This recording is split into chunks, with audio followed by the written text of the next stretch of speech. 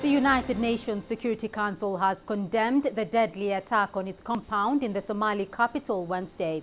The death toll from the daring raid has risen to 22. 7 gunmen, some strapped with explosives, invaded the offices and fought to the death. Al-Qaeda-linked militant group Al-Shabaab has claimed responsibility. Somalia's Prime Minister Abdi Farah Shirdon condemned the attack, describing it as senseless and despicable. And speaking to journalists at the United Nations headquarters in New York, the British ambassador to the United Nations, Mark Lyle Grant, says the Security Council is outraged by the attack that left more than 10 people dead. Grant is the Security Council president for the month of June. The members of the Security Council commend the brave response to the attack by the Somali Armed Forces and AMISOM. The members of the Security Council underline their support for all UN personnel working to bring peace, stability and prosperity to the Somali people. The members of the Security Council reaffirm that terrorism in all its forms and manifestations constitutes one of the most serious threats to international peace and security, and that any acts of terrorism are criminal and unjustifiable regardless of their motivation, wherever and whenever and by whomsoever committed. The World Refugee Day is observed on the 20th of June every year and was established by the UN Refugee Agency, the UNHCR, to raise awareness on the situation of refugees living around the world. And while the rest of the world marked the day, Somali refugees in Kenya grappled with the reality of an impending repatriation. Here is CCTV's Carol Oyola with more details. A report released on Wednesday by UNHCR showed that Somalia generated the second largest number of refugees of any country in the world in 2012 after Afghanistan. More than 1 million people are reported to have fled the East African country. This is due to more than 2 decades of civil war, a situation that has forced millions to leave everything behind in search of safety. 55% of all refugees listed in UNHCR's report came from just 5 war-affected countries: Afghanistan, Somalia, Iraq, Syria and Sudan. The report also charted major new displacements from Mali in Democratic Republic of Congo and from Sudan into South Sudan and Ethiopia. Most of the Somalis who fled to neighboring Kenya were children below the age of 18.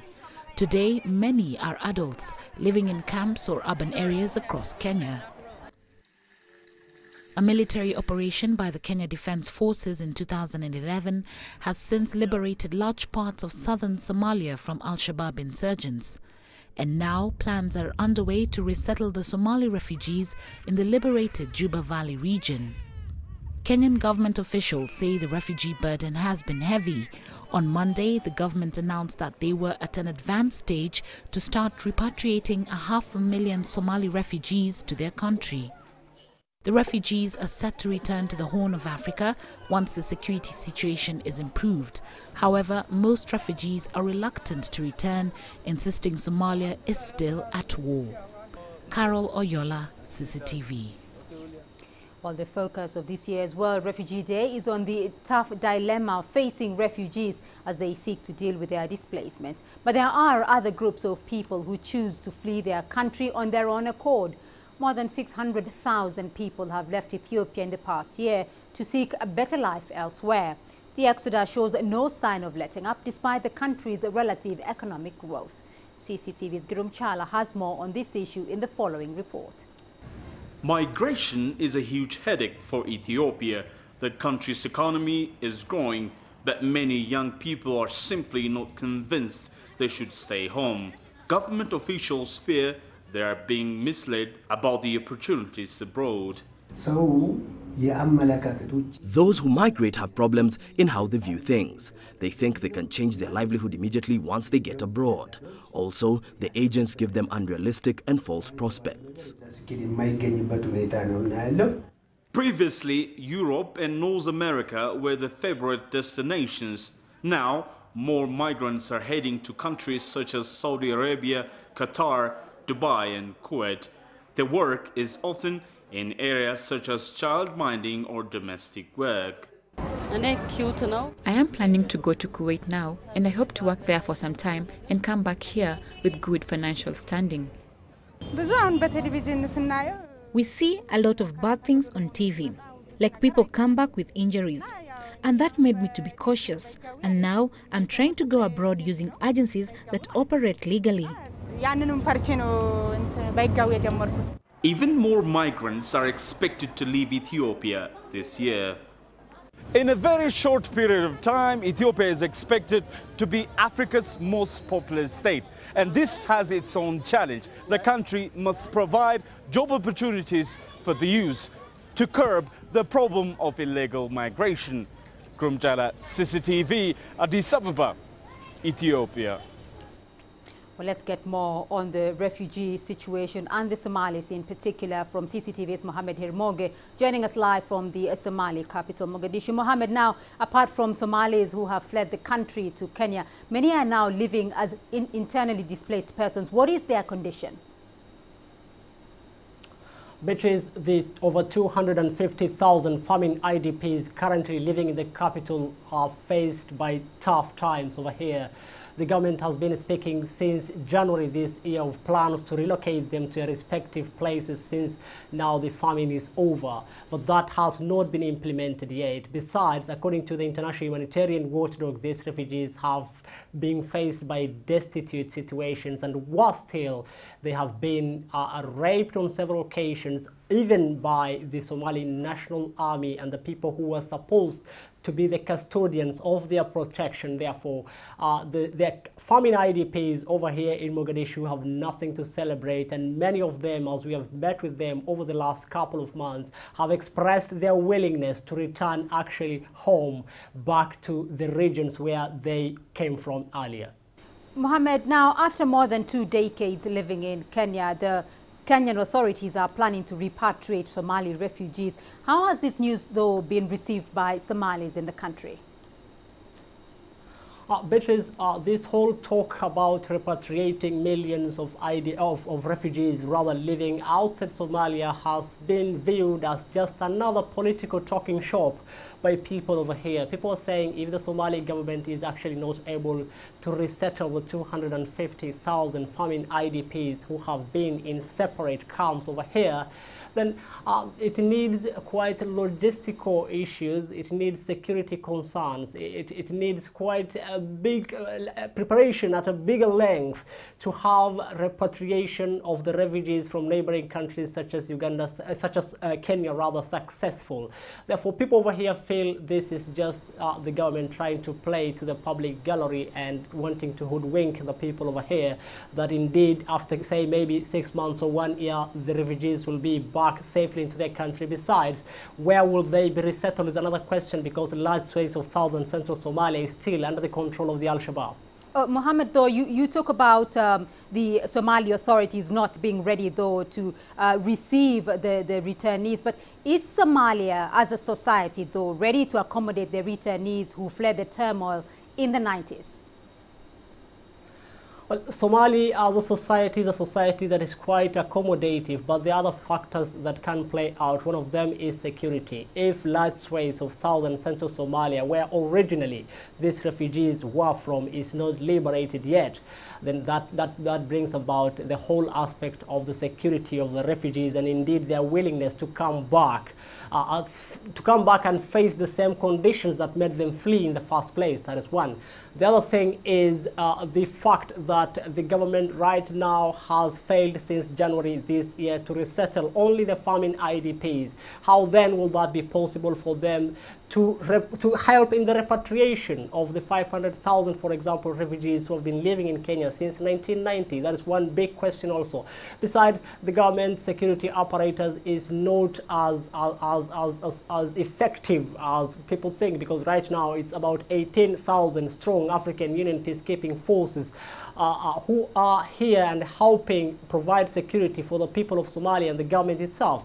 Therefore, quite a number of concerns over here, and that's why people over here feel the government might not really help in the repatriation of these IDPs, Beatrice, or these refugees, rather, Beatrice. All right, CCTV's Mohammed Hirmoge will leave it there for the moment, but thank you. Well, we'll take a short break here on Africa Live, but still ahead on the program. Guilty as charged. Swedish court jails Rwandese national for involvement in the 1994 genocide. And we examine the Central African Republic after the ouster of former President Francois Bozize.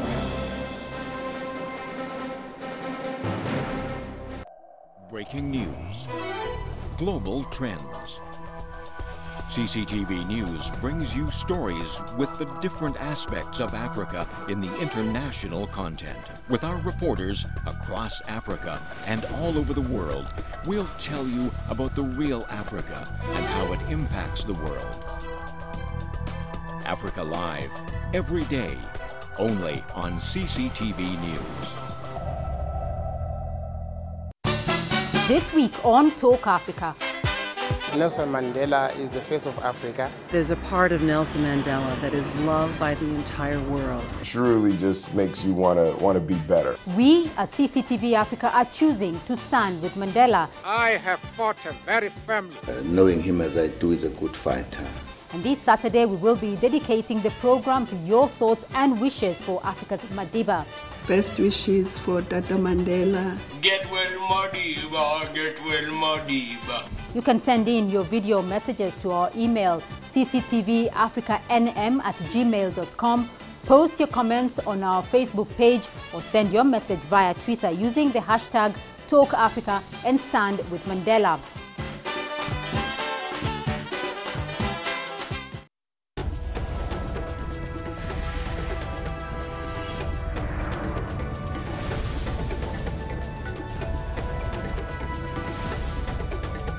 You're watching Africa Live on CCTV News with me, Beatrice Marshall, in Nairobi. A court in Sweden Thursday sentenced the Rwandese man to life imprisonment for his role in the 1994 genocide. Now, this is the first such case in the Nordic state. Stanilas Mbanemnande, 54, an ethnic Hutu from Rwanda, who is now a Swedish citizen, was convicted of taking part in several massacres in Kibuye in western Rwanda. Mbanenande, who was also convicted of playing a leading role at a lower level and participating in murder and kidnapping, had previously denied the charges. In a span of 100 days in 1994, Hutu soldiers and militiamen killed around 800,000 people, mostly Tutsis and moderate Hutus. Part of the hearing of the Swedish trial was held in Kigali, in Rwanda's capital. Tension is rising in the Central African Republic after reports emerged that some foreign troops have been gathering just a few kilometers off the capital Bangui. It is feared that this could be a likely counterattack against the Seleka rebels, and this comes just months after the rebels, led by the current caretaker President Michel Djotodia, overthrew former President Francois Bozize. Kofa Mrenje has more details. Residents in the capital Bangui are now living in fear. Just months after the Seleka rebels staged a coup that toppled the then-President Francois Bozize, tension is rising again. This is after reports emerged that Central African, Congolese and South African troops have been regrouping on the Congo side of the border with CAR for a possible counterattack against the Seleka rebels. Sources in the capital Bangui told CCTV that caretaker President Michel Djotodia had to cut short a 3-day official trip to Khartoum after word of a possible invasion started to go around. Some of us who are from here, we really pray that the international community should not let this country just collapse, because it's very dangerous for the region and even for the peace around the world. The security crisis facing the Central African Republic since the rebels toppled the former government has affected greatly living standards in the country. Food prices have shot up significantly. Salaries have been delayed for months as banks run out of cash. Regional leaders are now calling on leaders, both rebels and civilian, to set their differences aside and develop the resource-rich country. We're talking to the authorities in Central Africa and telling them that you guys need to sit down. You guys need to sit down because what's happening is not good, not only for you, but for your people. Now, if we go on like this, no longer be a country for you to run. Even for those that have political ambition, what country will you be the leader of? Central African Republic is ranked among the poorest countries in Africa, despite having rich deposits of minerals, including gold and diamond. Kofa Mrenje, CCTV. Meanwhile, leaders of the Central African region have resolved to provide financial and technical support to assist the fragile government in the Central African Republic.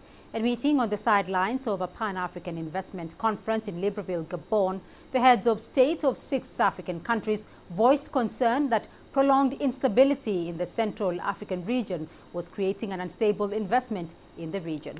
At that forum, I spoke with the Gabonese President Ali Bongo on possible long-term measures proposed by the region for the Central African Republic. We have been assisting and helping that country for now decades, and unfortunately, we see our brothers and sisters in Central Africa still going through difficult times.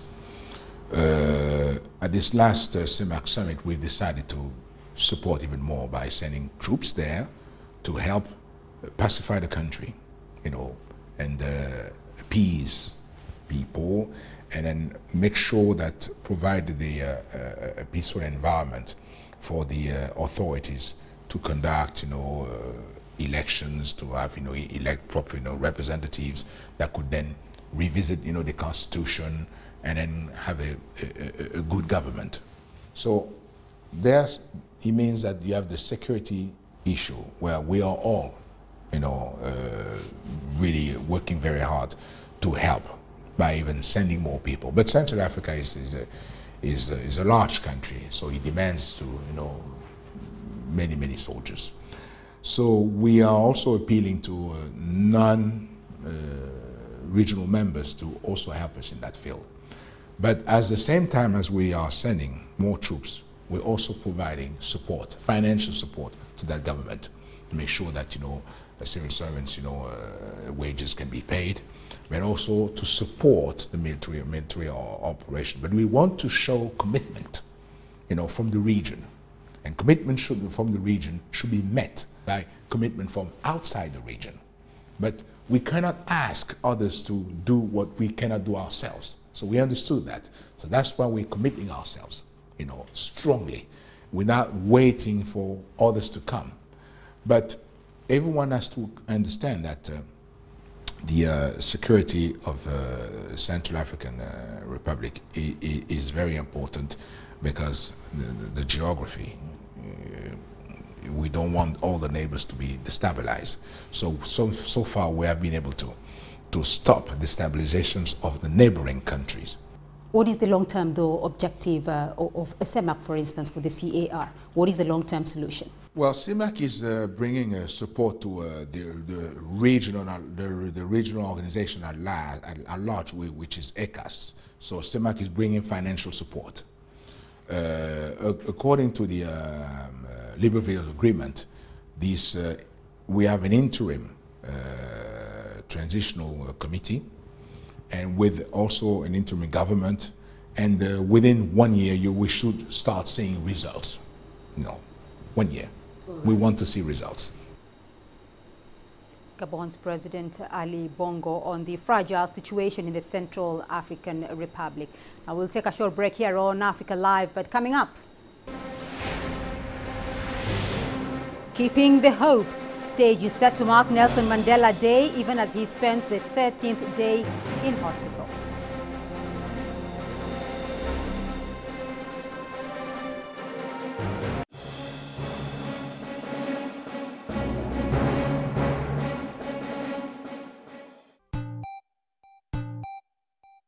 Kwa majina naitwa Bernard Ngige, mimi sukuma namba 3.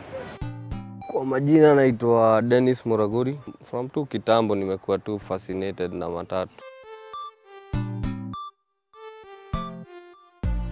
Ile mathiri napeleka saizi inaitwa Android. Ile si ati ni siri, ni Rongai 1. Ni ka story ya mathiri, a day na matatu's life. Hiyo spirit ya manyanga yezi isha. Any job ya mathiri as a matter of fact, sidhani kama kuna job nyingine ambayo imeemploy watu wengi kama mathiri.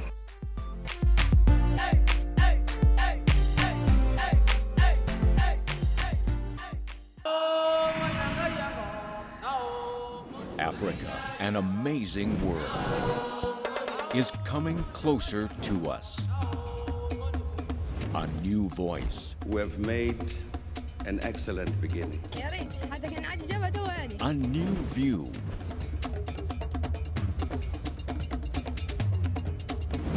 watch together. We deliver news and views. Let's explore together.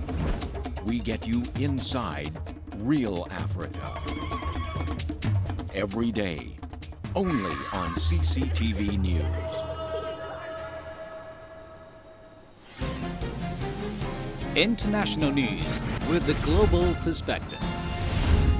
World Insight is the only program with analysis from around the world, with lively discussions and feature reports. Tune in each week for World Insight, only on CCTV News.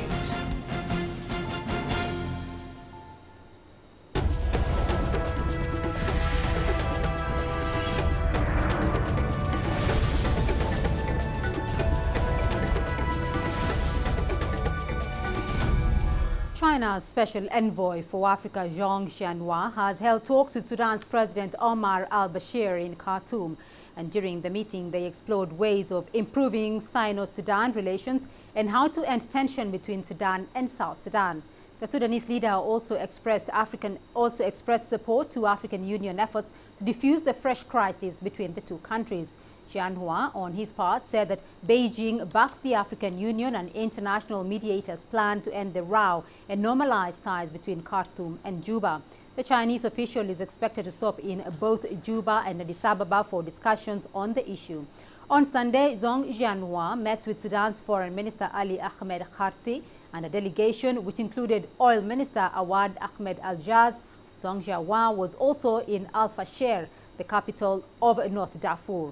During the visit, he expressed China's consistent support for the peace process for Darfur. The conflict has raised concern over regional stability among the international community.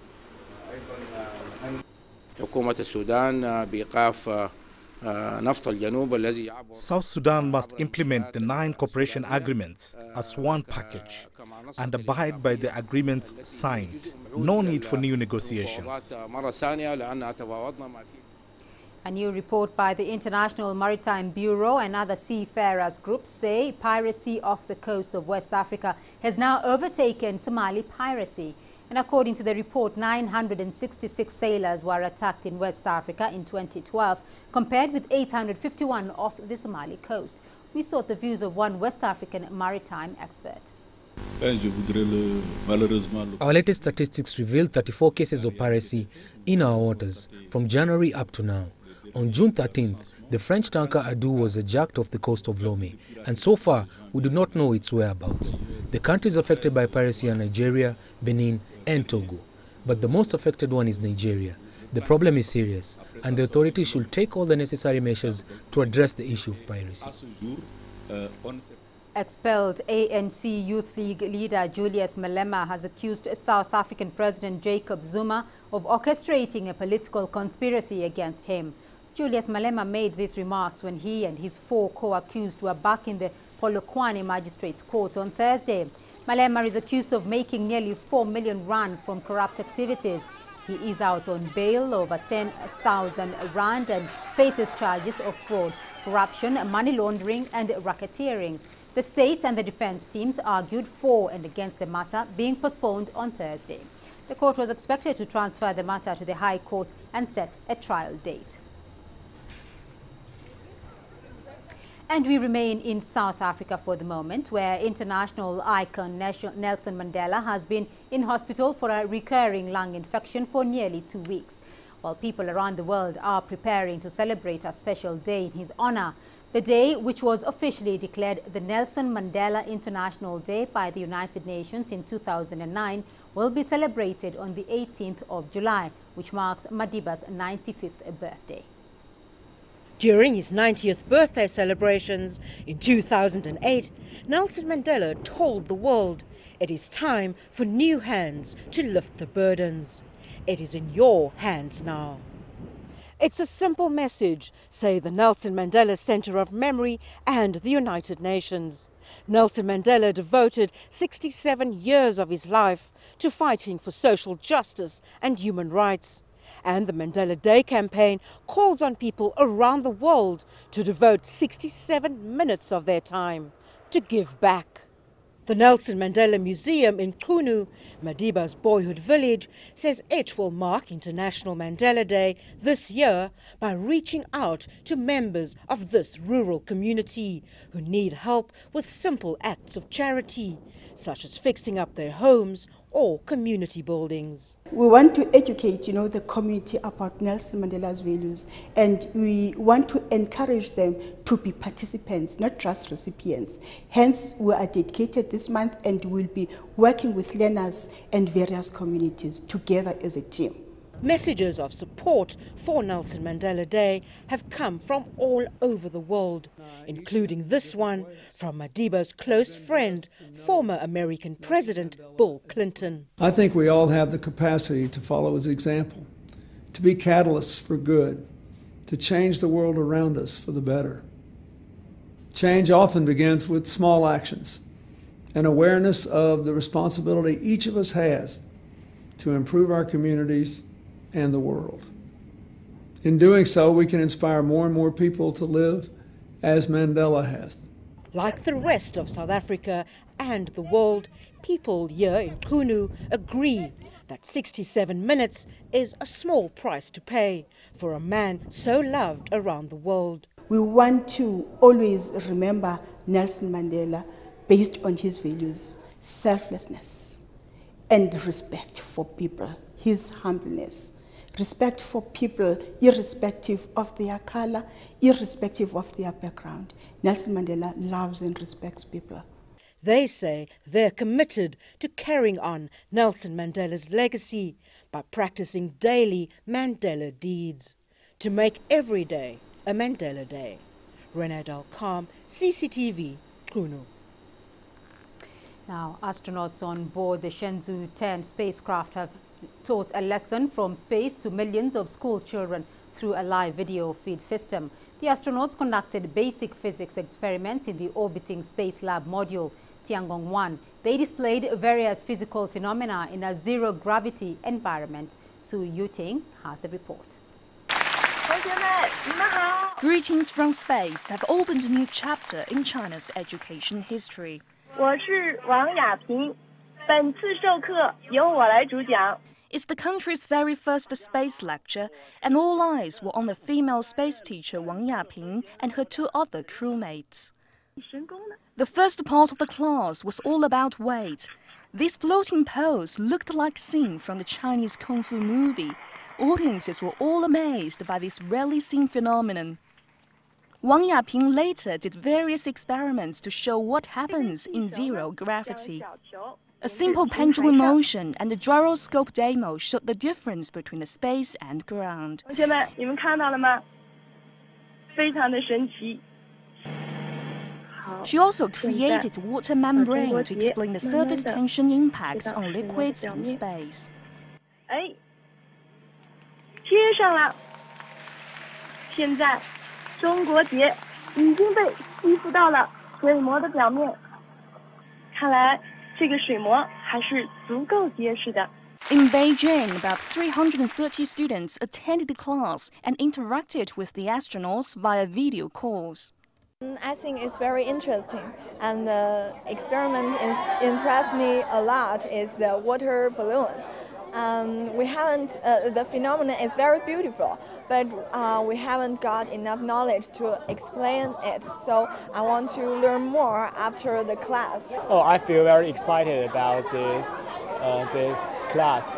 And because before the class, I have a lot of questions, and the astronauts answers our questions, and also they teach us a lot of knowledge. Teachers also had their own thoughts after the space lecture. This class can not only motivate the students exploring the space and astronomy, but also it can encourage the students to explore the general science. China's very first lesson taught from space was visually captivating and thought-provoking. This experiment is sure to be an inspiration for the youngsters to explore the unknown and gain more understanding of the cosmos. Su Yuting, CCTV, Beijing.